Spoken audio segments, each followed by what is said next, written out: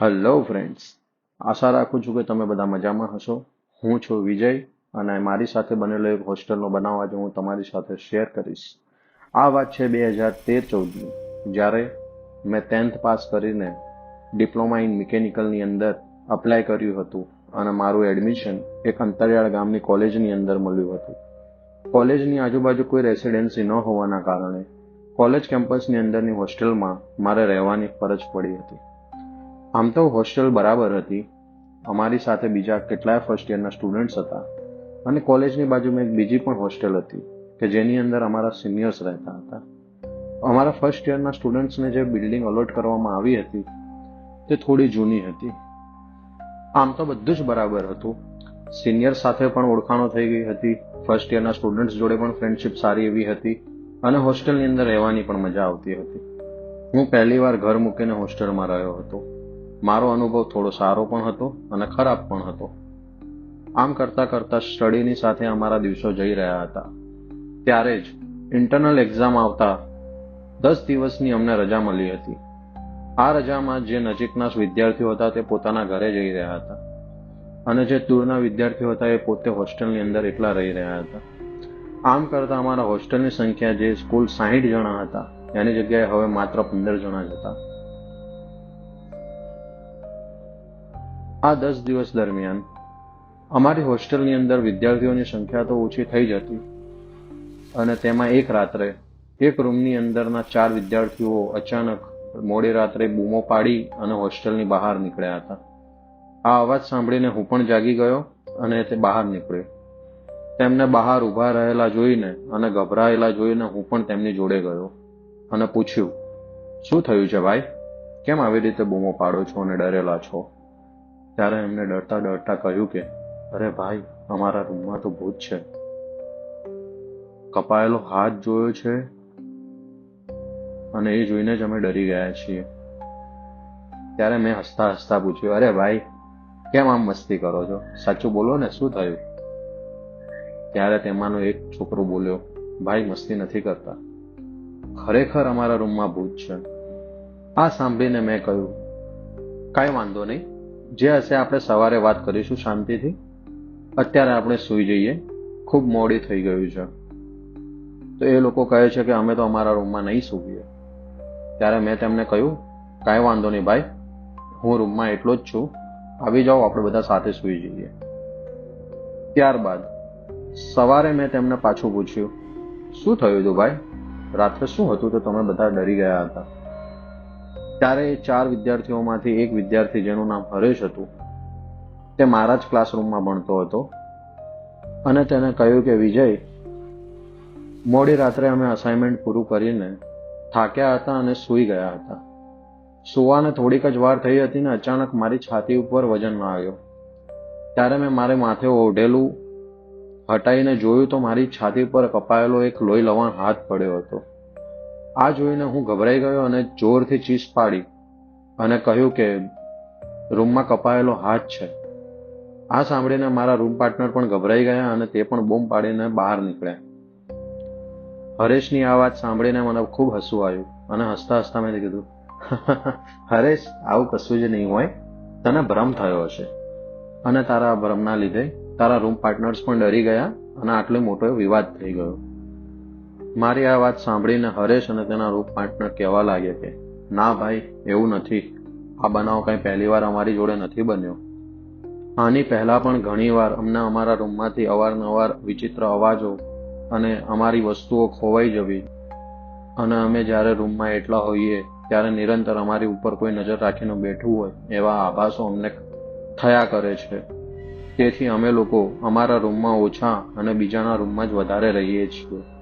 આ વાત સાંભળીને મને નવાઈ લાગી અને મેં કહ્યું, ભાઈ, હું તો ભૂત ઉપર વિશ્વાસ કરતો નથી. જો તમને એવું હોય તો તમે રૂમ ચેન્જ કરાવી લો ને.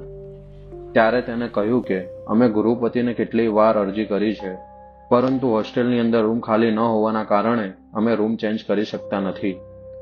તેમાંથી એક વિદ્યાર્થી બોલ્યો કે ભાઈ, તું જો વિશ્વાસ ન કરતો હોય તો તું પણ અમારી સાથે અમારા જ રૂમમાં રહે ને. મેં થોડી વાર વિચાર કર્યો અને પછી કીધું, વાંધો નહીં, આજ રાતથી હું પણ તમારી સાથે તમારા રૂમમાં જ સ્ટડી કરીશ. ત્યારબાદ સતત હું 4 દિવસ તેમની જોડે જ રહ્યો.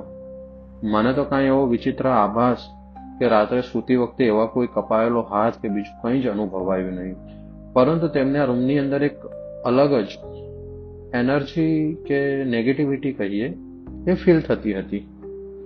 પરંતુ મને કંઈ બીજો જ આભાસ થયો ન હોવાના કારણે મેં તેમને કહ્યું, જુઓ ભાઈઓ, હું તો તમારી જોડે રહ્યો પણ મને કોઈ જ જાતનો અનુભવ થયો નથી, એટલે ખોટી વહેમ તમે તમારા મનમાં ના રાખો અને શાંતિથી રહો. રૂમમાં કશું જ નથી, ભૂત જેવી કોઈ વસ્તુ હોતી જ નથી. આમ કહીને હું મારા રૂમમાં પાછો આવી ગયો. ત્યારબાદ અમારા ઇન્ટરનલ એક્ઝામ્સ આવ્યા અને પ્રિપેરેશન માટે હું મોડી રાત સુધી જાગતો હતો. ત્યારે એક રાત્રે મારી બોટલનું પાણી પૂરું થઈ ગયું અને બોટલ રિફિલ કરવા માટે હું અમારા કેમ્પસની અંદર વોટર કુલર જોડે જઈને પાણી ભરવા લાગ્યો. પરંતુ મોડી રાત્રે ઠંડુ વાતાવરણ હોવાના કારણે મને થયું કે લાવને એક કેમ્પસનો ચક્કર મારી લઉં. ત્યારે કેમ્પસનો ચક્કર માર્યો અને પછી વોટર કુલર જોડે જઈને ઊભો રહ્યો. ત્યાં દૂર મને એક કોર્નર પર એક વ્યક્તિ ઊભેલો દેખાયો. મેં તેને બૂમ પાડી કે ભાઈ, પાણી પીવું હોય તો આવી જા, પછી ત્યાં આવીશ અને તું પાણી માંગીશ તો હું તને નહીં આપું. કેમ કે અમારા હોસ્ટેલ્સની અંદર છે ને બધા પાણી ભરવાના ચોર હતા. ભરેલી બોટલમાંથી પાણી પી લેવાનું, પણ પાણીની બોટલ ભરવા નહીં જવાનું. હોય ને અમુક સ્ટુડન્ટ્સો મસ્તીમાં, આળસમાં અને મિત્રતામાં રમત કરે. પરંતુ તેનો કોઈ રિપ્લાય ના આવતા હું બોટલ ભરવા ઊભો રહી ગયો. પછી અચાનક મને એવું લાગ્યું કે મારી પાછળ કોઈ આવીને ઊભું રહી ગયું છે. જેવું જ મેં પલટીને જોયું તો શું, એક માથા વગરની બોડી કે એમ કહીએ કે ખાલી ધડ મારી સામે આવીને ઊભું રહ્યું હતું, જે આખું જ લોહી લવાણ હતું, પરંતુ તેનું માથું જ ન હતું. આ જોઈને હું તો ગભરાઈ ગયો અને બોટલ પડતી મૂકીને ભાગ્યો. ભાગતા ભાગતા હોસ્ટેલના રૂમમાં આવ્યો અને ડરતા ડરતા જય હનુમાન જ્ઞાન ગુણ સાગર, જય હનુમાન જ્ઞાન ગુણ સાગર એમ કરતા કરતા માથે ઓઢીને હું હનુમાન ચાલીસા બોલવાનો પ્રયત્ન કરતો હતો. પણ ગભરાઈ ગયેલો હોવાના કારણે હનુમાન ચાલીસા મને યાદ નહોતી આવતી અને ક્યારે મારી આંખ લાગી ગઈ તે મને નથી ખબર. સવારે મને મારા રૂમ પાર્ટનર્સે ઉઠાડ્યો. ત્યારે મેં તેમને કહ્યું કે ભાઈ, રાત્રે મેં એક માથા વગરનું ધડ જોયું છે. ત્યારે મારા રૂમ પાર્ટનર્સ કહે છે કે ભાઈ, હોરર મૂવીઝ અને હોરર સ્ટોરીઝ સાંભળવાનું બંધ કરી દે. આ તારો ભ્રમ હશે. પરંતુ મને જાણ છે કે એ મારો ભ્રમ નહીં, પરંતુ એક ઘટના છે જે સત્ય છે. ત્યારબાદ મેં મારા સિનિયર ફ્રેન્ડ્સને પણ વાત કરી કોલેજમાં. ત્યારે મારા સિનિયર્સે કીધું કે તને ખબર તો છે કે આપણે રાત્રે 11 વાગ્યા પછી હોસ્ટેલની અંદર જ રહેવાનું હોય છે, કેમ્પસની અંદર બહાર ફરવાની આપણને મનાઈ છે, તો તું શું કામ નીકળ્યો હતો રાત્રે? મેં કીધું ભાઈ, હું તો અવારનવાર આવી રીતે રાત્રે બહાર નીકળતો જ હોઉં છું. મને ક્યારેય કંઈ જ અનુભવાયું નથી કે નહીં મેં ક્યારે કંઈ વસ્તુ એવી દેખી છે. તેથી મને શું ખબર કે મારી જોડે આવું કંઈ થશે. પરંતુ મને સૌથી મોટો પ્રશ્ન એ હતો કે એ છે કોણ અને મને જ કેમ દેખાયું? શું એ ખરેખર મારો ભ્રમ હતો? શું એ ખરેખર ભૂત હતું? હવે આ પ્રશ્ન મારા મગજમાં ફર્યા કરતો હતો. ત્યારે રાત્રિના સમયમાં જે વોચમેન અમારી હોસ્ટેલ્સની દેખભાળ કરે છે, મેં તેમને પૂછ્યું. તે એક વૃદ્ધ વડીલ કાકા હતા. મેં તેમને પૂછ્યું, મેં કીધું કાકા, આવી રીતે ગઈકાલ રાત્રે મારી જોડે એક બનાવ બન્યો છે. હું તમને કહેવાનું ભૂલી ગયો કે ગઈકાલ રાત્રે એ કાકા રજા પર હતા. ત્યારે એ કાકાએ મને કીધું કે તમને હોસ્ટેલમાં કહેવામાં તો આવ્યું છે કે રાત્રે 11 વાગ્યા પછી તમારે બહાર ક્યાંય નીકળવું નહીં. મેં કીધું કાકા, એ બધી તો મને જાણ છે, પરંતુ આ હતું કોણ મારે એ જાણવું છે. ત્યારે એ કાકાએ કીધું કે આજથી 5-7 વર્ષ પહેલા જ્યારે આ કોલેજ બની હતી ત્યારે તમારી જેમ જ વિદ્યાર્થીઓ અહીંયા ભણવા આવ્યા હતા. તેમાંનો એક વિદ્યાર્થી રોહિત નામનો હતો. તે ભણવામાં ખૂબ જ હોશિયાર અને મહેનતુ હતો, પરંતુ ફાઇનાન્શિયલી તે ખૂબ જ વીક હતો, ગરીબ હતો. તેથી તે ભણવાની સાથે જ નાના મોટા કામ કરતો હતો પરંતુ એક દિવસ અચાનક રોહિતે રેલવે સ્ટેશને જઈને આત્મહત્યા કરી લીધી. બધાને તો એવું જ લાગ્યું કે રોહિતે આત્મહત્યા કરી છે અને કયા કારણે કરી છે તે કોઈને જ ખબર ના પડી. આમ સમય વીતતા 6 મહિના થઈ ગયા. એક દિવસ તે 3 શ્રીમંત વિદ્યાર્થીઓમાંથી એક વિદ્યાર્થીએ હોસ્ટેલની અંદર ગળે ફાંસો ખાઈને મરી ગયો. તેના 1 મહિના પછી તેમાંના 2 વિદ્યાર્થીઓમાંથી એક વિદ્યાર્થી હોસ્ટેલની છત પરથી કૂદીને મરી ગયો અને ત્રીજો વિદ્યાર્થી તેના 15 દિવસ પછી જ કાર એક્સિડન્ટની અંદર તેનું પણ મૃત્યુ થઈ ગયું. હવે આમ એક જ વર્ષની અંદર 4 મોત થતા કોલેજનું નામ પણ થોડું ખરાબ થયું હતું અને વિદ્યાર્થીઓમાં પણ ભયનો માહોલ હતો. તેથી જ આ હોસ્ટેલને ખાલી કરવામાં આવી અને બાજુની હોસ્ટેલની અંદર વિદ્યાર્થીઓને શિફ્ટ કરવામાં આવ્યા. બસ આ વાત સાંભળીને મારા મનમાં થયું કે શું આ ધડ એ રોહિતનું હશે કે મારો ભ્રમ હશે? આમ વિચારતા વિચારતા ઘણા દિવસ ગયા અને એક દિવસ મને એમ થયું કે લાવને રેલવે સ્ટેશને આંટો તો મારી આવું. જોકે આ રેલવે સ્ટેશન બંધ હતું. ખાસા સમયથી આ રેલવે સ્ટેશનનો ઉપયોગ થતો જ નહોતો.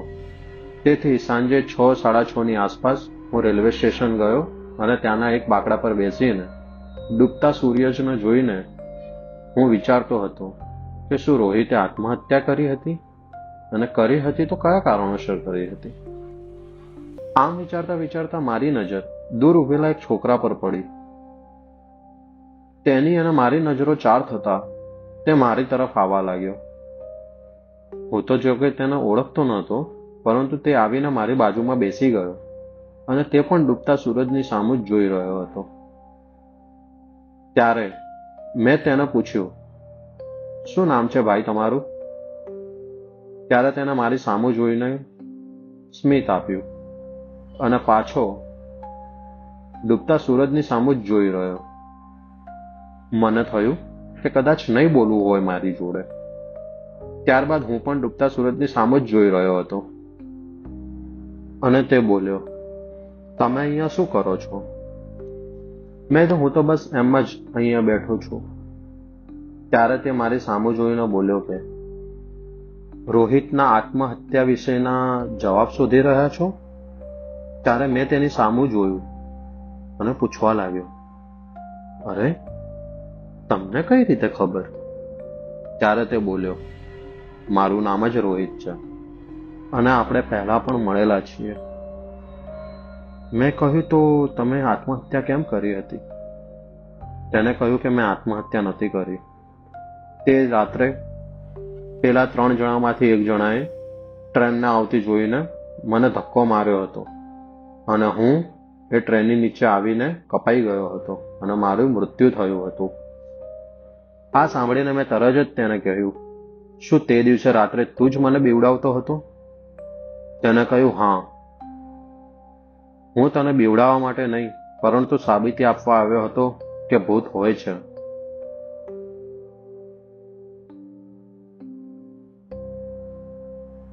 આ સાંભળીને હું થોડી વાર શાંત થઈ ગયો. મારા મનમાં અનેક સવાલો હતા, અનેક મૂંઝવણો હતી, પરંતુ હું તેને કંઈક પૂછું તેની પહેલા જ તે અલોપ થઈ ગયો.